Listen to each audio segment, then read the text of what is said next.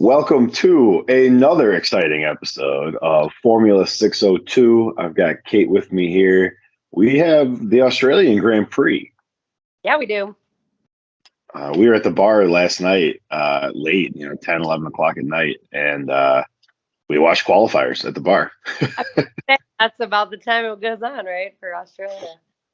Yeah, it's cool getting to get into the community a little bit. There's a lot of people that either enjoy F1 and don't tell anyone because they're afraid to be that guy. Uh, or they just like enjoy it in passing and has never really jumped into it before. So it's been cool to kind of experience that community a little bit. Yeah, for sure. I'm always surprised. I feel like I know a lot of women that are really into it. But again, I think that really goes back to Netflix. But like, it is a very interesting, wide ranging group of people watching. I don't know. Still haven't watched the Netflix series, but I feel like generally speaking, the F1 drivers are short and rather unattractive. But I've only seen very limited snippets. You see there where they're all leaning with their arms crossed, doing the F1 pose for like their promo shots and stuff. Yeah, I mean, they're professional athletes and they're right. Yeah, I mean, I couldn't do what they do. They were zipping around the corners on this Australian course, and he went from like 200 miles an hour down to like 60 and then just like back up again. I'm like thinking like driving skill aside, like they got to be pulling G's. Like it's got to be painful on the body. Right. Absolutely. Well, and it's this track. So I think this is the second year now that they're doing this, the track, and it's faster. They made it faster. And a lot of the fans obviously like it, and the drivers apparently like it, but they say like this one gets real fast. Kind of just on qualifying. It's cool after a couple night races that we had sunlight. It was very cool to see. It felt different. It felt faster. Totally. Yeah. And you see better, you see more. I like both. I kind of like the night lights. Like I think it's fun, but the day races are fun too. I mean, especially at those speeds. It's crazy. So the big news out of qualifying, Red Bull lost a car early. Yeah, I know. I was so sad, just right into the dirt. I mean, it's gonna open up the field a little bit for everybody else, but I mean, we saw Verstappen go from 15 to 2 last week or last race, so I'm not horribly concerned about it, but it might make for some more interesting race. I mean, historically, so because it's such a fast track, Ferrari actually does well here. Red Bull does not. They did not do well last year. So I was hoping like maybe Verstappen wouldn't. But they said that I think he got a race like yesterday when I was watching, or I should say last night. I like caught a bit, like a little blip of them saying at the end that he got like an unofficial race record like lap, and I was like, oh, of course he did. They were moving real fast. It was out of that red flag. They were hauling. They were setting sector times that were pretty impressive. Yeah, absolutely. So, Yeah, and Russell, I really like Russell, so I'm excited to see Mercedes do 3. That should be fun, and Alonso's up there, which I mean he's been killing it this year, which is kind of exciting.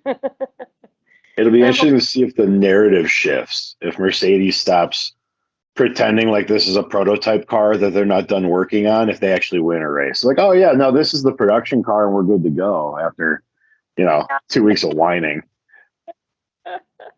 I know. Yeah, it's funny. See, that's the thing that you don't see during the races, really, that, like, again, the Netflix series kind of highlights. Like, you get more from Christian Horton, you get more from Toto. Like, you get to experience more of the behind the scenes of them, like, really, going at it at each other and talking about how pissed off they are about the cars. And, like, when you're the races, you don't really get that behind the scenes stuff as much. But I'm sure I'm sure Toto has not been happy. So, Kate, you kind of hit on how Mercedes might actually have a shot here. I Who you know. got winning? Who's winning this one? It's funny. I would really love to see George Russell come out. I'd also really love to see, I mean, I love Hamilton. I'd like him to win a race finally. Him to just be a little bit stronger this year. I mean, I'm not sure overall anyone's going to catch Verstappen for the year. I mean, they're just coming out of the gate so strong. I know it's really early, but like, you know, yeah. I mean, also, like I said, Ferrari does really well here, and Leclerc's pretty high up there, and he hasn't been doing so great. So I'd like to see Leclerc get up there. Maybe Verstappen can, he was complaining about tire issues or something. So maybe he'll end up in the dirt and we can have a race someone else wins. Yeah, I think it's Red Bull until proven otherwise. I think you're kind of throwing your money away.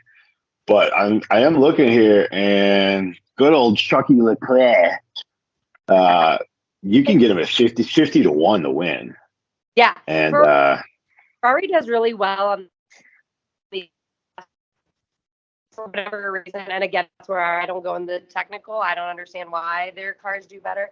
But yeah, so Leclerc being up there, I mean, he could, if they get out of the gate fast and potentially keep Verstappen close. That's the that's the catch, right? Is you have to run your best race and then probably have him do something wrong. And right. Or you have to keep him back. Like, you can't let him, like, as soon as he gets ahead, and if he gets any length between you, you're done. Like, you can't catch him. He just runs a perfect race. But where Verstappen struggles or makes mistakes is when he's in the pack. Now, obviously, last week he came up, whatever it was, 13 or 14 places. So, I mean, obviously, race. But, like, that's the only way to beat him is to make him get in the pack. Like, beat him out the gate, get him behind you. Don't let him out front for hours because then you're never going to catch him. It could happen. We're having our first viewing party. We got a bar to agree to turn on the sound. So we're gonna be out here, local spot RTOs here in Scottsdale, and they're gonna put on the sound for us tonight. So I'm so jealous, and I'm in Phoenix, and I'm not gonna get to go. That's so lame. So hopefully that is the beginning of a beautiful relationship we can have with RTOs watching some F1. But I think half the races are like at 6 a.m. So there's bars here open at 6 a.m. RTOs isn't one of them. I'm nothing like a good morning brunch, Squat up. 6 a.m. mimosas. I'd be asleep by noon, but that works out. Nothing wrong with that. It's a good way to spend the weekend. Right. You got anything else? Fun. I don't think so. I'm good. I mean, I'm hoping anyone else can come up. I'm George Russell this week. I'm feeling the kid. I like him. He's up there. Fingers crossed. You never know. Something crazy could happen. Yeah, right. All right. Well, hey, I don't know what the next race is after this one. They're back to. Oh my gosh! Well, I literally just. We are well prepared for our show. It happens. Hold on, I got it here. We got Azerbaijan is next. That's it. So we will see you in a few weeks for another episode of Formula 602 to cover that race. That isn't until April 30th.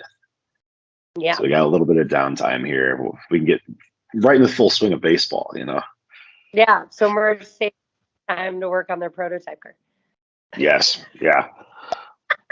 Good luck. Good luck to their engineers because they're getting thrown under the bus so far this season. Right. All right. We'll see you guys next time.